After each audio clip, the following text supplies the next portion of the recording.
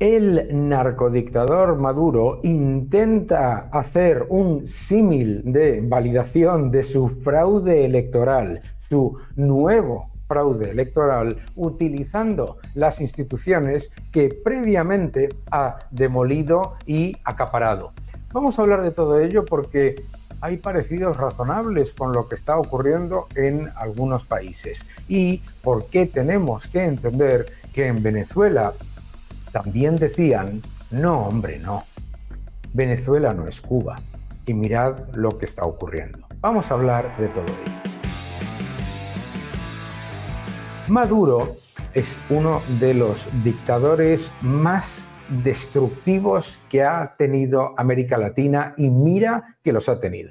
Durante 14 años ha eliminado 14 ceros de la moneda nacional, es decir, hiperinflación, represión, miseria. Más de 1.000 empresas expropiadas, más de 400.000 apartamentos completamente confiscados, decenas de estaciones de radio, de televisión, de medios de comunicación cerrados, la expropiación, la represión y, por supuesto, presos políticos, más de 260 presos políticos en el país, en una dictadura que llegó al poder vía los medios democráticos. Y esta es una lección para todos. Efectivamente, el chavismo llegó al poder vía mecanismos democráticos y se aprovechó de las instituciones independientes para ir tomándolas poco a poco. Primero, por supuesto, el Poder Judicial. Fue a por el Poder Judicial y tiene el Tribunal Supremo,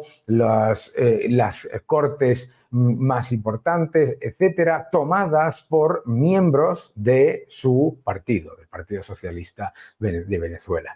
Es importante también entender que no solamente tomó el Poder Judicial, sino que además aprovechó su política de extracción y de robo constante para enriquecer a una parte del poder militar que le permitiese mantenerse en el poder. Además, ha utilizado la renta petrolera para subvencionar a todos aquellos que le mantuviesen en el poder y además para empobrecer y expropiar a los que no estuvieran con ellos. O sea, una política completa de destrucción de la economía con un objetivo, que es el de la nacionalización completa y la de convertir a una democracia en una autocracia asesina. Asesina porque hablamos de Maduro, que en su mandato más de 9.400 personas han sido asesinadas por el gobierno. Es importante recordar el destrozo absoluto porque, al contrario de lo que te dicen, Venezuela ha recibido más de $1 billón de renta petrolera desde la llegada de Chávez hasta el año 2013. Más de $1 billón de renta petrolera que han despilfarrado en convertir al país en un erial socialista. No solamente eso, es una de las economías más subvencionadas. Ha recibido más de 78.000 millones de dólares de apoyo financiero por parte de China y de Rusia en los últimos años, además de condonaciones de deuda, apoyo internacional, etc. Y tiene 50 tratados bilaterales para todos aquellos que hablan de supuestos bloqueos, que no hay ninguno, ¿de acuerdo? ¿Y qué es lo que ha hecho el chavismo? Lo que ha hecho el chavismo es lo siguiente. Primero, asaltar las instituciones, desde el Tribunal Supremo hasta la Judicatura en general, los medios de comunicación, destruir la libertad de expresión, reprimir a la ciudadanía, empobrecerla y convertirla en rehenes dependientes que, por lo tanto, necesitan que se perpetúe la dictadura para tener algo que comer. 9 millones de personas obligadas a emigrar en un país que tradicionalmente recibía inmigración, ¿de acuerdo? ¿Qué es lo que tenemos que aprender de la dictadura de Maduro? Fijaos lo que está haciendo ahora. Lo que está haciendo ahora, tras un nuevo fraude electoral, es demostrar que tiene todos los engranajes del Estado y el apoyo internacional de algunas grandes potencias para perpetuarse en el poder. Acompañadme que lo vamos a ver. Muy bien, aquí tenéis al amigo Nicolás Maduro que se ha puesto muy serio. Dice, soy un hombre de leyes y acudí a interponer un recurso de amparo ante la Sala Electoral del Tribunal Supremo de Justicia, máximo tribunal de la República, para dirimir este intento de golpe de Estado. Solo los valientes prevalecen con la verdad. Amo a mi país y jamás permitiré que dañen nuestra patria. Mirad el vídeo que demuestra lo que es una autocracia. Mirad el vídeo porque es que es alucinante. Vamos allá. He venido y acudido ante esta sala electoral para introducir como jefe... Fijaos la pleitesía que le rinden. Un recurso contencioso electoral en base a la Constitución. A la Constitución que ellos manipularon y cambiaron. Orgánica de procesos electorales. Que ellos cambiaron. Orgánica del Tribunal Supremo de Justicia. Que ellos impusieron. El electoral se aboque de inmediato a revisar todo el proceso electoral. Estamos hablando de todo personas que son de su propio partido. Y pida al Consejo Nacional Electoral todos los elementos de prueba del ataque cibernético. Del ataque cibernético. Todas las actas, revise todo el proceso, convoque a todos los candidatos presidenciales, a todos los partidos políticos. Y le puedo decir que el gran polo patriótico. El gran polo patriótico. De Venezuela, quien también represento, está listo para consignar ante esta sala las originales de las verdaderas actas, mesa por mesa, cuando sea requerido. Interesante. Entonces, ¿por qué no lo hace? Electoral, la resolución constitucional y el triunfo de la paz, porque por la vía constitucional triunfa la paz. Es absolutamente increíble mira los aplausos y las caras. Es increíble ver un señor que lo que está haciendo literalmente es utilizar unas instituciones a las que ha devastado y además que ha acaparado con gente afín para dar una imagen de seriedad y de independencia, etcétera. Dice que está dispuesto a entregar las actas. ¡Oh, sorpresa! Está dispuesto a entregar las actas, pero ¿quién las ha visto? Nadie. ¿Qué llevan haciendo varios días? Lo que llevan haciendo varios días con expertos informáticos es intentar cocinar unas actas que parezcan medianamente serias. Medianamente serias, ¿por qué? Porque ya han metido la pata 3 veces con los resultados publicados. Primero los sacaron unos resultados que daban más del 100% entre los candidatos. Después, al ver que le daban el mismo porcentaje a distintos partidos, entonces luego lo cambiaron. Luego lo cambiaron de nuevo y ¿qué es lo que te dijeron? Lo que te dijeron es el número de votos que se habían recibido y resulta que presentan unos datos en los que no hay decimales desde el primer decimal. Y te dicen, no, el 51,2% ha votado a favor de Maduro. Y el porcentaje y tal. Y resulta que la cantidad...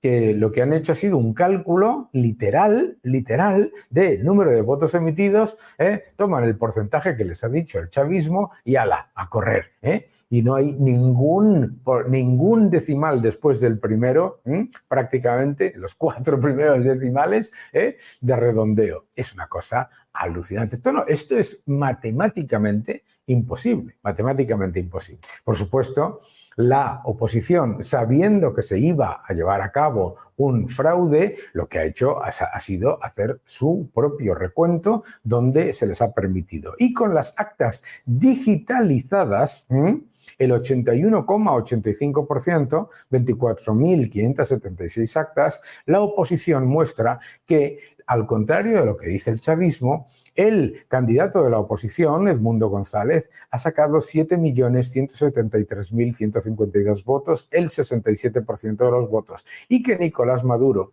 solamente ha sacado el 30% de los votos, algo que es completa y absolutamente coherente con las encuestas a pie de urna, con todos los análisis internacionales independientes que se habían hecho durante y antes de las elecciones, con las encuestas a pie de urna hechas por entidades independientes y por la validación de los que estaban en las mesas a las que se les permitió, porque no sé si lo sabéis, pero es que hay un montón de mesas en las que no se les permitió ir.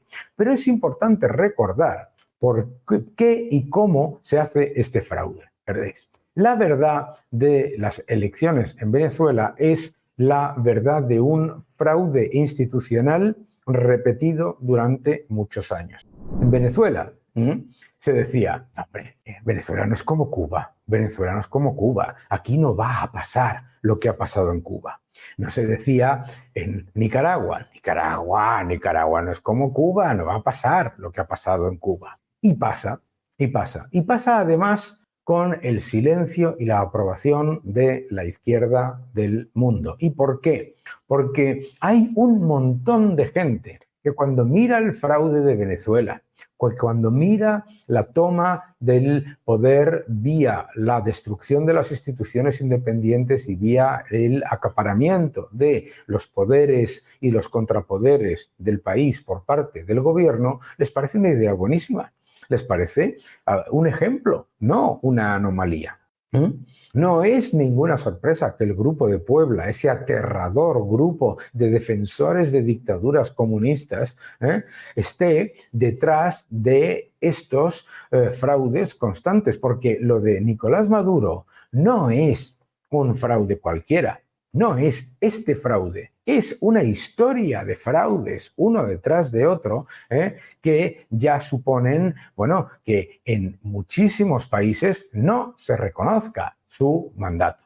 ¿Qué es lo que está haciendo? Lo que está haciendo en estos días es ganar tiempo para cocinar unas actas que parezcan medianamente legítimas. Para ello está utilizando toda la tecnología y toda la capacidad de apoyo por parte de las potencias mundiales que le han estado subvencionando durante estos años. Además, por supuesto, está contando con todo un grupo de gente aparentemente respetable, presidentes y expresidentes de gobierno, que lo que hacen es mirar hacia otro lado y se ponen en esa equidistancia entre la oposición democrática y la narcodictadura. Una narcodictadura que además está soportada por el enriquecimiento obsceno de los líderes cercanos al gobierno a costa del empobrecimiento masivo de la población. La dictadura de Maduro no se mantiene por casualidad. La dictadura de Maduro se mantiene porque todas esas personas que habéis visto en distintos vídeos manteniendo la apariencia institucional de esta dictadura son personas que se están enriqueciendo con el empobrecimiento de la gente. Y además, la evidencia del ataque a los ciudadanos es que no es por casualidad. Lo que ha pasado en Venezuela no es incompetencia, es diseño. Cualquier comunista sabe que es muy complicado tomar el poder vía las armas. Sabe que es muy complicado tomar el poder y permanecer en él con instituciones independientes. Y por supuesto, sabe que si hay una clase media rica y potente, no se va a poder mantener en el poder. Por lo tanto, cualquier comunista sabe que si quiere imponer su sistema en cualquier país, lo que tiene que hacer es lo que ha hecho Chávez y ha continuado Maduro. Número 1, tomar el poder vía democrática, presentarse como demócrata, como defensor del medio ambiente, de las mujeres, de los colectivos LGTBI, de bla, bla, bla, blanquear, entrar con el caballo de Troya al poder. Desde el poder, aniquilar el poder judicial, aniquilar la prensa libre e imponer la censura y económicamente introducir la expropiación y la destrucción monetaria. ¿Por qué es importante la destrucción monetaria? ¿Por qué esto de la hiperinflación no es una casualidad, sino una política? Porque la mejor manera que tiene el comunismo, el socialismo del siglo XXI, de convertir a los ciudadanos en clientes rehenes es vía la destrucción del poder adquisitivo de la moneda. En realidad es una gigantesca redistribución de la riqueza desde los que producen al gobierno. Y claro, hay un montón de ciudadanos que no pueden hacer otra cosa más que aceptar.